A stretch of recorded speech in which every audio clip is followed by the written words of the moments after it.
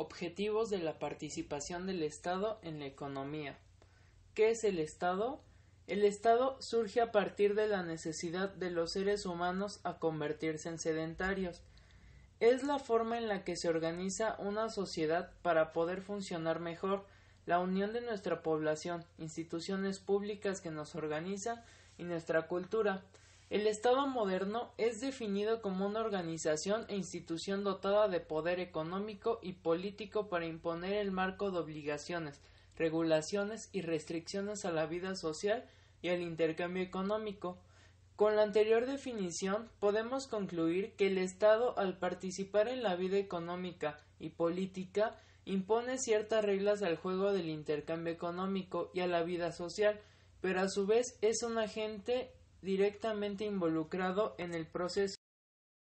Podemos ahora arribar a otra cuestión fundamental. ¿Qué es lo que distingue a las instituciones privadas de las instituciones que pertenecen al gobierno o al Estado?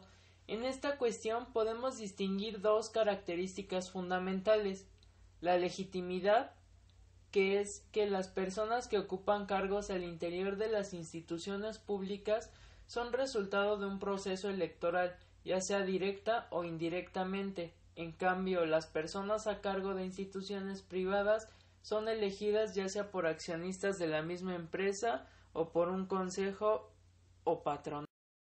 El Estado posee derechos de coerción.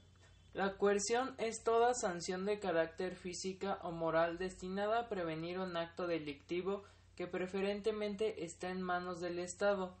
Estos derechos de coerción pertenecen únicamente al Estado y ninguna institución privada los posee. Por ejemplo, el Estado tiene el monopolio del cobro de impuestos, tiene el derecho de obligar a los jóvenes a realizar un servicio militar, puede embargar o expropiar tierras para uso público, etc. El Estado puede restringir, por otro lado, el derecho de los individuos a conferir a otros poderes de coerción similares, es decir, prohíbe la venta de esclavos, brinda a los ciudadanos cierta protección ya que nadie puede obligar a los mismos a realizar acuerdos involuntarios, a trabajar, vender o ser contratado si no lo desea.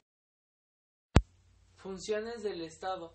Las funciones del Estado son diversas, no solo producen bienes o servicios, también influyen a la producción privada y el Estado se encarga de. La primer función importante del Estado es el manejo del gasto público. A través de las políticas del Estado se determinan las prioridades estratégicas de la nación y se determinan las áreas importantes en donde se deben invertir los recursos comunes de los ciudadanos. Generalmente, las áreas más importantes en las que se maneja el gasto público son la defensa y la seguridad nacional, que está representado en el financiamiento del ejército, la policía y las entidades dedicadas a la protección ciudadana en general, la justicia, que consiste en garantizar la integridad jurídica de los ciudadanos mediante la aplicación del derecho y el uso de leyes garantizando los principios de equidad, libre movilidad y libre empresa en las naciones, la seguridad social, educación y sanidad. Aunque estas funciones no son necesariamente públicas, los gobiernos generalmente utilizan parte de los presupuestos de la financiación del bienestar social de sus ciudadanos y la infraestructura básica y manejo energético. Esta es otra función que no necesariamente debe ser cubierta de manera pública, pero en general las naciones fijan estándares y políticas encaminadas a garantizar el desempeño económico mediante la facilitación de infraestructura y energía a las empresas y a otros ciudadanos. El gasto público también puede influir en las diferentes formas de la economía, principalmente a nivel macro. Una de ellas es en el empleo. El gasto público es una fuente importante de generación de empleo, tanto así que son muchas las regiones del país donde la única fuente de empleo es precisamente el Estado. La economía se puede acelerar o desacelerar según el Estado decida gastar más o menos. La producción del país puede verse fuertemente influida por el gasto público, lo que da forma indirecta tiene efectos sobre el nivel de empleo.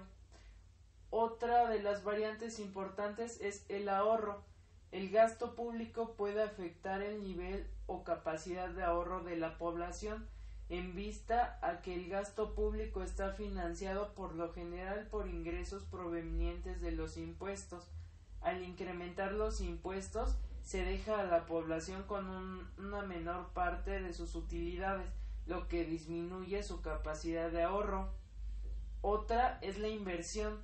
Como la inversión en buena parte depende del nivel de ahorro de la población, al disminuirse el nivel de ahorro por las causas ya expresadas, se afecta la capacidad para invertir. Si no se ahorra, no habrá recursos para invertir.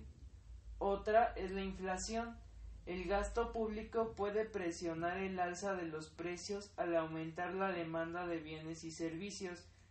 Bien sabemos que cuando la demanda se incrementa a un ritmo superior que la oferta, se sufre de una tendencia inflacionaria, y el gasto público tiene la capacidad de incrementar la demanda de bienes y servicios. La devaluación o revaluación de la moneda puede influir en el comportamiento de la moneda frente a otras divisas, en la medida en la que el gasto público sea financiado con crédito externo. El ingreso de divisas, producto de la adquisición de créditos, puede conducir a que la moneda local se fortalezca, puesto que al incrementarse la oferta de una determinada divisa, el efecto de la ley de la oferta y la demanda conlleva a que el precio de la moneda local se revalúe.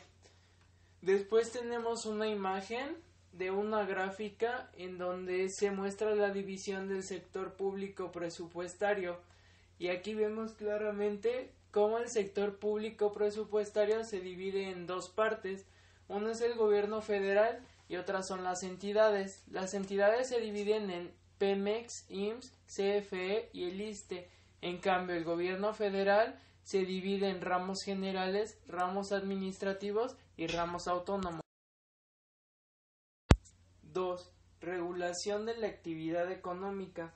El Estado emite reglas que norman las actividades económicas y sociales de los particulares.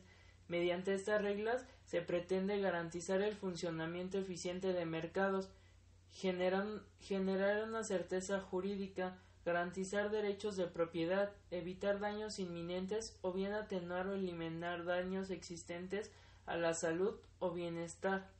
Por ello, las regulaciones son reglas o normas emitidas por el gobierno para garantizar beneficios sociales. Comprende el control de precios, condiciones de entrada y de salida y de estándares del servicio, y tiene mayor importancia en industrias que constituyen monopolios, como servicios públicos, es decir, la electricidad, el agua o el gas. ¿Pero por qué regular? 1. Limita el abuso del poder de monopolios. 2. Para corregir externalidades como la contaminación al medio ambiente. 3. Las fallas de la información. Y esta se vale de 3 herramientas muy importantes. Una es la regulación económica, que son las disposiciones mediante las cuales el gobierno interviene en los mercados para fijar precios o cantidades de la producción, o establecer especificaciones técnicas y en general restricciones que deben cumplir los ciudadanos y las empresas para participar en el mercado. 2. La regulación social. Son las disposiciones que buscan proteger el medio ambiente y la salud humana, animal y vegetal, así como establecer condiciones para el ejercicio de profesiones y para las relaciones laborales. Y 3 es la regulación administrativa. Es la que organiza el funcionamiento de la propia administración pública para proveer servicios y bienes públicos. 3. El financiamiento del gasto nacional. Para financiar sus gastos, los estados tienen dos opciones. Uno es utilizar los ingresos corrientes de la nación, ingresos por impuestos, tarifas, permisos, licencias, servicios prestados, etc., que sean producto de la actividad estatal. O 2, es obtener recursos a través de endeudamiento. Los esquemas de financiamiento del Estado provienen de emisión de bonos, que es recibir un préstamo de una parte que compra el bono y lleva un interés.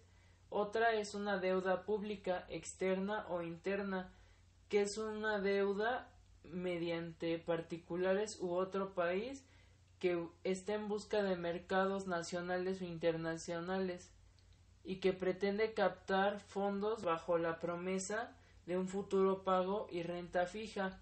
Otros son los préstamos con la banca multilateral o privada y préstamos de última instancia.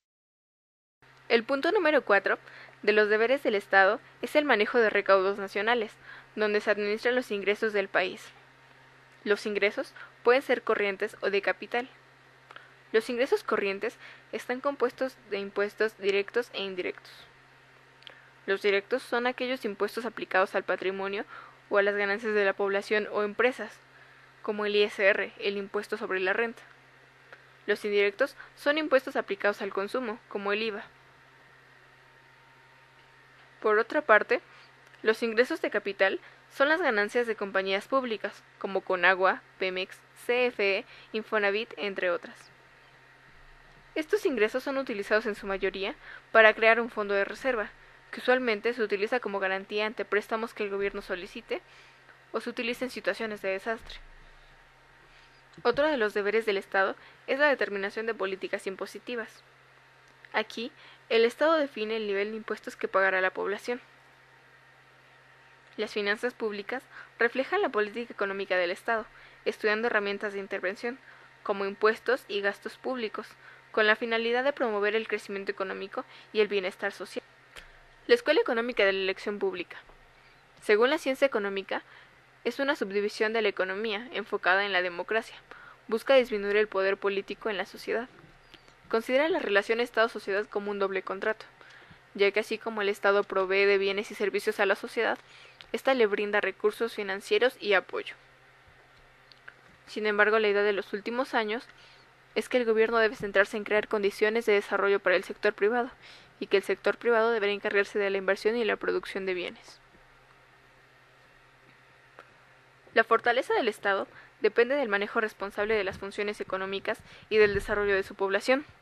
Para ello existen una serie de indicadores para medirlo. Los indicadores más comunes pueden ser el PIB, el IDH, la inflación, la fuerza laboral, remesas, etc.